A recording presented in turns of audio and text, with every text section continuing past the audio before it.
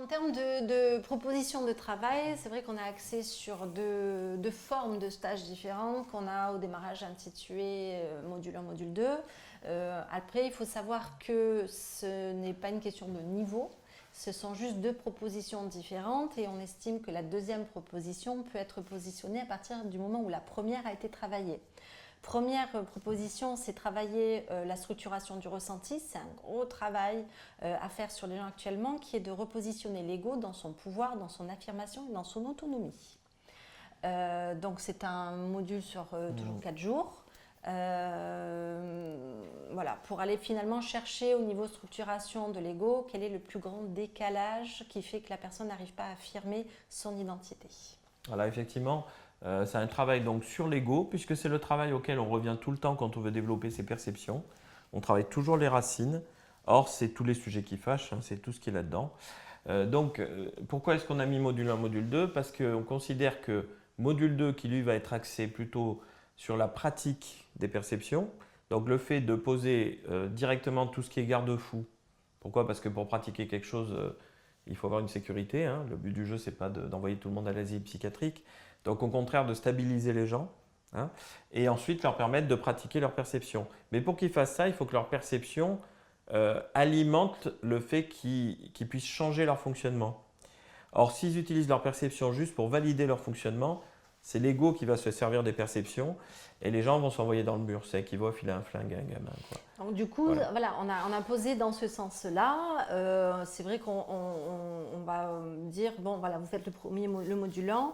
Le module 2, il axe sur une structuration des perceptions. Donc, on ne travaille plus du tout sur l'axe de l'ego. On va travailler le mental et le psychisme. Donc, à l'heure actuelle, si l'enracinement n'est pas suffisant, développer tout ce qui est mental à sa place et effectivement la correspondance au psychisme, plutôt dans le sens le psychisme qui commence à connecter le mental, peut emmener la personne soit à rien développer parce que c'est trop dangereux, c'est-à-dire avec un gros risque d'intégrité mentale ou physique, soit développer des perceptions qui vont ne servir à rien. Donc du coup, on a plutôt préféré dire, voilà, d'abord tu travailles ton axe et ensuite on va parler des perceptions.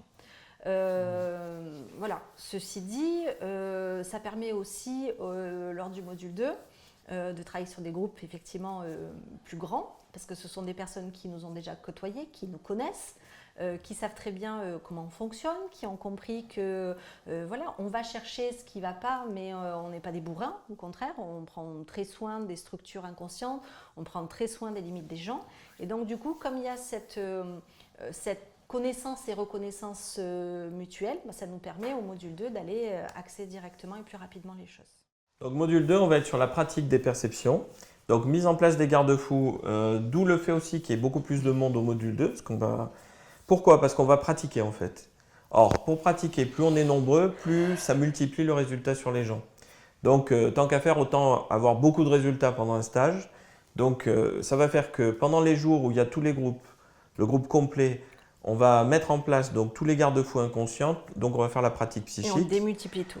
Et ensuite, là où les gens vont devoir, eux, pratiquer et faire le côté, c'est à eux de s'y coller, et nous, on vérifie que la tuyauterie marche et on les aide à débugger, là, ils seront en demi-groupe, donc un avec Karina, avec moi, et on inversera, ce qui nous permet de gérer des plus petits groupes et qu'on ait le temps, justement, de voir passer tout le monde sur plein de manières on va dire, d'utiliser leur énergie pour changer l'énergie de quelqu'un ou de l'environnement et pour aller chercher une information.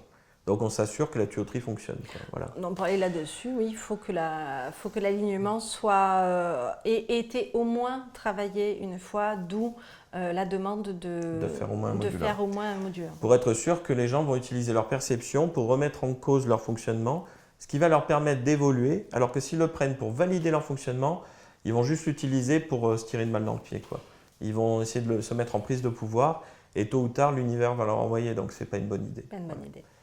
Voilà. Donc si on veut travailler son ego ou des problèmes, je dirais, terre à terre, sans s'y coller soi-même, c'est module 1. Ouais.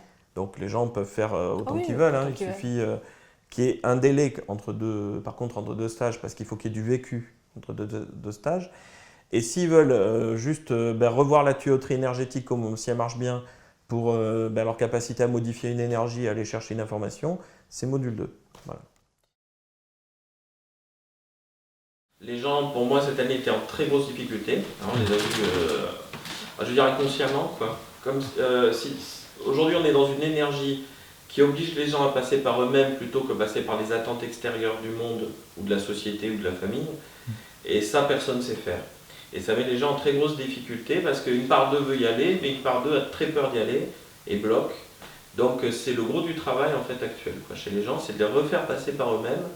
Donc sortir de ce paternalisme et cette misogynie là, qui sont reliés, hein, c'est de croire donc qu'il y a quelque chose d'extérieur qui sait mieux que toi et remettre dans le fonctionnement de l'univers. Tu choisis, l'univers crée ton expérience quoi. Et chacun doit choisir pour lui. Voilà. Ben ça c'est très dur quoi. Donc avec un gros travail émotionnel sur la souffrance des gens finalement qui vont finir par retomber sur des vieux schémas, de se dire qu'à partir du moment où ils expriment qui ils sont et puis finalement ce qu'ils veulent en termes de pouvoir, en termes de projet, ont une impression d'un coup de devenir les méchants, les gens qui aboutissent.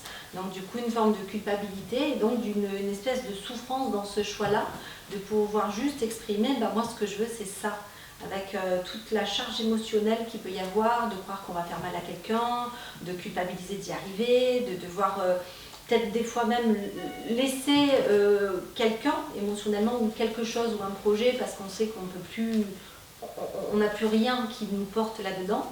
Et c'est toute cette charge émotionnelle-là qui a été le plus compliqué en fait en termes d'individualité à poser.